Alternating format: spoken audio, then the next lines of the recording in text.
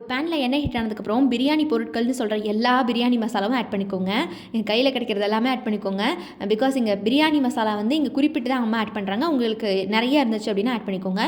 பிரியாணி இலை, பட்டை, கிராம்பு, சோம்பு, ஏலக்காய், அன்னாச்சி மொக்கு, கல்பாசி, அப்புறம் இந்த ஸ்டார் மொக்குன்னு சொல்லுவாங்களா அது, அதுக்கப்புறம் இதெல்லாம் வதங்கும் போதே பெரிய வெங்காயம், புதினா ஒரு கைப்பிடி அளவுக்கு போட்டு நல்லா அதெல்லாம் வதக்கி எடுத்துக்கோங்க.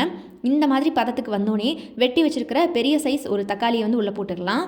நாங்கள் வந்து இங்கே கொஞ்சம் கம்மியாக செய்கிறனால இப்படி ஆட் பண்ணுறோம். உங்களுக்கு நிறைய செய்கிறீங்கன்னா அதுக்கு தகுந்த மாதிரியே வெங்காயம் தக்காளி ஆட் பண்ணிக்கோங்க. தக்காளியை வெந்துட்டு இருக்கும் போதே நாங்கள் கல்லுப்பு போட்டுக்கலாம். கல்லுப்பு தான் ஆட் பண்ணுறோம். உங்களுக்கு தேவைன்னா நீங்கள் சாதா உப்பு கூட போட்டுக்கலாம். இது நல்லா இந்த மாதிரி வதக்கி விட்டுக்கோங்க. அதுக்கப்புறம் மறுபடியும் ஒரு கைப்பிடி அளவுக்கு புதினா எடுத்து உள்ளே போட்டுக்கோங்க. இப்படி அப்பப்போ புதினாவை போட்டு வதக்கிறது அம்மா ஸ்டைலு. அது ஒரு மாதிரி அரோமா சூப்பராக கொடுக்கும். அந்த மாதிரி ஆட் பண்ணி பாருங்கள் வேணும்னா ஒரு தடவை. இப்படி நல்லா வதங்கிட்டு இருக்கும் போதே நம்ம கழுவி வச்சிருக்கிற மஞ்சத்தூள் போட்டு கழுவி வச்சிருக்கிற சிக்கன் எடுத்து ஆட் பண்ணிக்கலாம். அம்மா சிக்கன்லேயே மஞ்சத்தூள் போட்டிருக்கிறதுனால இங்கே டேரெக்டாக ஆட் பண்ணிட்டாங்க. உங்களுக்கு தேவைன்னா நீங்கள் தக்காளி வெந்துட்டுருக்குள்ள அந்த ஸ்டேஜில் லைட்டாக ஒரு பிஞ்ச் அளவுக்கு மஞ்சத்தூள் ஆட் பண்ணிக்கோங்க. அவ்வளவுதான். இந்த மாதிரி எல்லாத்தையும் போட்டு நல்லா வதக்கி விட்டுக்கோங்க. தண்ணி விடும் சிக்கனு. அது மாதிரி தண்ணி விடுற ஸ்டேஜில் ஸ்பைசஸ்லாம் ஆட் பண்ணிக்கலாம்.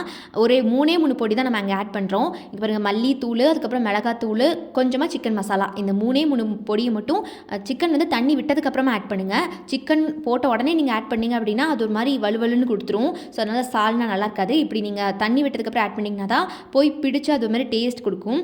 இந்த மாதிரி நல்லா பெரட்டிட்டு இருக்கும்போதே சைடில் பார்த்தீங்கன்னா மிக்ஸி ஜாரில் இஞ்சி பூண்டை போட்டுட்டு அது கூட கொஞ்சம் துருவி வச்சுருக்கிற இந்த மாதிரி தேங்காய் ஆட் பண்ணதுக்கப்புறமா ஒரே ஒரு ஏலக்காய் ஆட் பண்ணிக்கலாம். அதுக்கப்புறமா கசகசா கொஞ்சமாக ஆட் பண்ணிக்கோங்க. ஏன் அப்படி ஏலக்காய் ஒன்று மட்டும் போடுறோன்னா கம்மியாக இருக்குல்ல இங்கே சிக்கன், அதனால் நம்ம அப்படி போடுறோம். உங்களுக்கு வேணும்னா நிறைய போட்டுக்கோங்க. அதுக்கப்புறம் 4-5 முந்திரி உள்ளே போட்டு இதை பேஸ்ட் மாதிரி அரைச்சி எடுத்துக்கலாம். அரைச்சி எடுத்து இந்த வெந்துட்டு இருந்துச்சுல சிக்கன், அதுலேயே நம்ம வந்து இந்த பேஸ்ட் உள்ளே போட்டுக்கலாம். நல்லா க்ரீமியாக கிடைக்கும் இந்த பேஸ்ட், நமக்கு சூப்பராக இருக்கும் வாசனை. இது உள்ளே போட்டு அது கூடயே வேணுங்கிற அளவுக்கு தண்ணி ஊற்றிக்கோங்க. நல்ல தண்ணியை ஊற்றி இப்படி கிளறி விட்டுக்கோங்க. அது ஒரு மாதிரி கமகமன்னு வாசனை கொடுக்குங்க, சூப்பராக இருக்கும். அப்புறம் நல்லா இந்த மாதிரி கலரை விட்டுட்டு இருக்கும்போதே மறுபடியும் புதினாவை தூவி அப்பப்போ அப்படியே நல்லா கலந்து விட்டுக்கோங்க. தண்ணி இந்த பதத்துக்கு ஊற்றிக்கோங்க கைஸ். இப்படி ஊற்றினா தான் அது கொதிக்க நமக்கு சால்னா டேஸ்டியாக வரும்.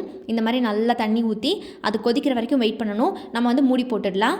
இப்போ மூடி போட்டு ஒரு 10 மினிட்ஸ் நம்ம வந்து விட்டுடணும். எப்போவுமே கோழி குழம்பு நல்லா கொதிக்க தான் டேஸ்ட் கிடைக்கும் அப்படின்னு அம்மா அடிக்கடி சொல்லுவாங்க. அதனால் ஒரு 10 மினிட்ஸ் விட்டுடுங்க சிக்கன் இருக்கிறத பொறுத்து. இப்படி சைடில் உரலில் பார்த்திங்கன்னா பட்டை, கிராம்பு, ஏலக்காய் இங்கே நம்ம கம்மியாக தான் போடுறோம். ஏன்னா சிக்கன் கம்மியாக இருக்கிறதுனால உங்களுக்கு நிறைய சிக்கன் இருந்துச்சுன்னா நிறைய போட்டுக்கோங்க. அவ்வளவுதான். அந்த அரைச்ச பொடியை இப்படி கொதி வரும்போது மூடி எடுத்துட்டு இப்படி நல்லா தூவி விட்டுக்கோங்க.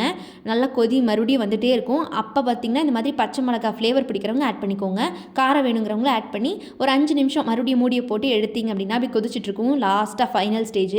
இப்போ ஒரு கைப்பிடி அளவுக்கு கொத்தமல்லியும் கொஞ்சமாக புதினாவும் தூவி அவ்வளோதான். லாஸ்ட் ஸ்டெப்பை அரோமாக்காக கொடுத்துட்டு 1 நிமிஷம் விட்டு அடுப்பு ஆஃப் பண்ணி எடுத்துடலாம். அடுப்பு ஆஃப் பண்ணி கொஞ்சம் நேரம் கழித்து ஊற விட்டு சாப்பிட்டிங்கன்னா சால்னா, சிக்கன் சால்னா ரெடி ஆயிடுச்சு. இட்லி தோசைக்கு சும்மா அந்த மாதிரி இந்த மாதிரி இருக்கும் கைஸ். டேஸ்ட் பண்ணி பார்த்தீங்கன்னா விடவே மாட்டீங்க. ரொம்ப சிம்பிளாக செஞ்சிடலாம் சட்டுன்னு. இதை இட்லிக்கு மெயினாக ட்ரை பண்ணி பாருங்கள். ட்ரஸ்ட் மீ, அப்படி ஒர்த்தாக இருக்கும். எனக்கு வந்து இது பல வருஷத்து அடிக்ஷன். பிகாஸ் தரமான சால்னா கைஸ் இது பரோட்டாக்கெலாம் கட்டி கொடுப்பாங்க கடையில். நீங்கள் கண்டிப்பாக செஞ்சு பாருங்கள். இட்லி தோசைக்கு ரொம்ப சூப்பராக இருக்கும். செஞ்சு பார்த்துட்டு மறக்காமல் இதோட டேஸ்ட் எப்படி இருந்துச்சு அப்படிங்கிறத சொல்லுங்கள் கைஸ்.